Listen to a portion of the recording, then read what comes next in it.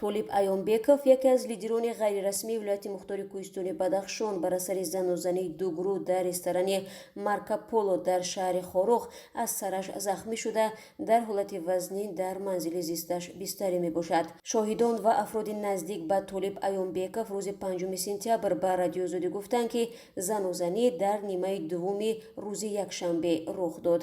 Муноқиша миёни афроди Айёнбеков бо гурӯҳи Салам, писари Имомназаров, яке аз дигар лидерони ғайрирасмӣ дар вилояти Мухтори Кӯҳистони Бадахшон, ки моҳи августи соли 2012 кушта шуд, сурат гирифт ва дар натиҷа Толиб Айёнбеков бар асари зарбаи санг ба сараш захмӣ мешавад.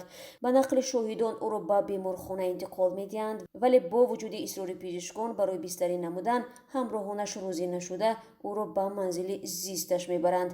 Вазъи саломатии Толиб Айёнбеков вазнин арзёбӣ мешавад.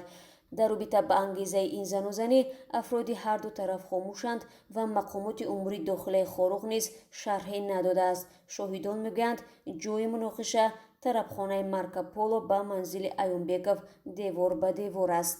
номи Айёнбеков дар пайи куштори генерал Абдулло Назаров, сардори раёсати амнияти вилояти Мухтори Кӯҳистони Бадахшон дар тобистони соли 2012 расонаӣ шуда буд ва мақомот дар аввал ӯро дар ин қазия муттаҳам карданд.